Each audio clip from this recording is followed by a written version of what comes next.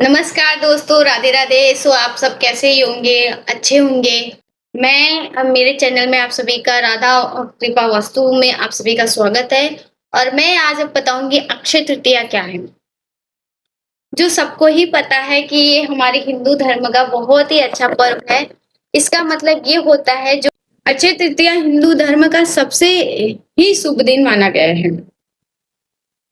और अक्षय का मतलब ये होता है, अर्थ ये होता है कि जो कभी खत्म न हो। जैसे इस दिन किया गया दान पुण्य और निवेश, कोई भी व्यापार शुरू किया गया हो तो वो खत्म नहीं होता है, वो बढ़ता ही रहता है, अक्षय फल देता रहता है।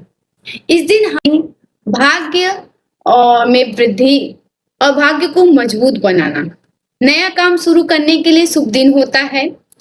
इस दिन शादी, गृह प्रवेश, नए व्यापार की शुरुआत करना, और ये सारे बिना मुहूर्त के, ये इतना महत्वपूर्ण दिन है, इतना शुभ दिन है कि इस दिन सब बहुत बिना किसी मुहूर्त के हो सकता है।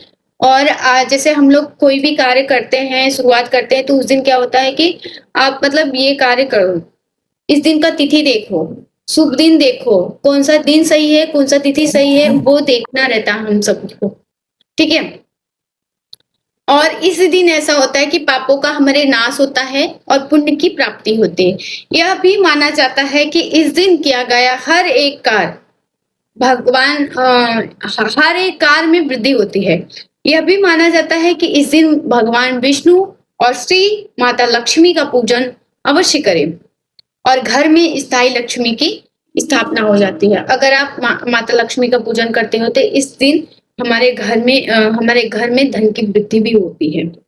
इस दिन हमें क्या करना चाहिए? सुबह में पूजा पाठ, सुबह में स्नान करके श्री हरि विष्णु और माता लक्ष्मी का पूजन करना चाहिए और अपने इष्ट का और अपने आराध्य की पूजन करनी चाहिए। ब्रह्म मुहूर्त में उठना है, हर कार्य से निवृत्त होकर। ओके। और श्री हरि विष्णु के ओम नमो भगवते वासुदेवाय और माता लक्ष्मी जी के मंत्रों का श्रीम ओम श्रीम, जो माता लक्ष्मी जी के मंत्र हैं, उन मंत्रों का जाप करना चाहिए 108 बार। और अपने इष्ट का पूरे दिन स्मरण करना चाहिए। और इस दिन गरीबों को दान दो और उनको कपड़े दान दो, खाने को खिलाओ और उनको छाता भी दान दे सकते हैं। और उनको पानी पिलाने का भी कार्य कर सकते हैं आप। जल और प्यासों को पानी पिलाना बहुत ही पुण्य माना जाता है। इस दिन आप सोने में भी निवेश कर सकते हैं। इस दिन जो भी सोना खरीदेंगे बहुत ही शुभ माना जाता है। सोना भी ले सकते हैं और पीतल भी ले सकते हैं, चांदी भी ले सकते हैं। इस दिन आपको एक वस्तु अपने घर में लानी है, जिस तरीके से हम दिवाली में लेते हैं उसी तरीके से। इस दिन हम कोई भी व्यापार शुरू कर सकते हैं। जैसे हम कोई बिजनेस स्टार्ट करते हैं, व्यापार शुरू करते हैं, हमारे दिमाग में चलता है कि हम शुभ पंडित से पूछ के या कोई शास्त्री से पूछ के हम इस दिन का शुभ तिथि मुहूर्त जो निकलते हैं हमारे शास्त्रों के अनुसार, इस दिन हमें वो ये सबसे शुभ दिन माना गया है, इसलिए आप कोई भी कार्य शुरू कर सकते हैं। इस दिन आप तुलसी माता को सुबह उठकर अर्घ दें, भगवान सूर्य को भी अर्घ दें, तुलसी माता जी की पूजा कीजिए और जल दीजिए, दीपक जलाएं। और शाम के समय पीपल के पेड़ के नीचे दीपक जलाना चाहिए। इस दिन हमें क्या नहीं करना चाहिए? सबसे बड़ी बात यहीं पे आती है कि इस दिन हमें क्या अवॉइड करनी चाहिए। बहुत सारी ऐसी चीजें होती है जो हमें अवॉइड करनी चाहिए।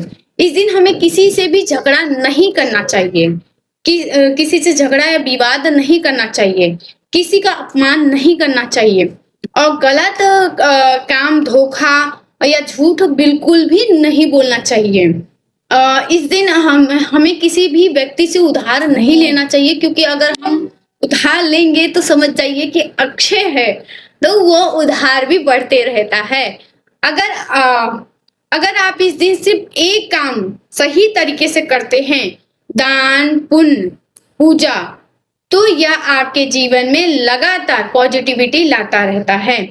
इस दिन हमें दिवाली के जैसे ही अपनी घर की सफाई करनी चाहिए। जिस तरह हम दिवाली में अपने घर की सफाई करते हैं, अपने घर के चौखट को सजाते हैं, वैसा ही सब कार्य करना चाहिए और अपने इष्ट और आराध्य की पूजा करें। नए वस्त्र भी आप धारण कर सकते हैं। इस दिन भगवान राम और भगवान विष्णु का तो अवश्य ही पूजन किया जाना चाहिए, क्योंकि इस दिन भगवान परशुराम जी का भी जन्म हुआ था।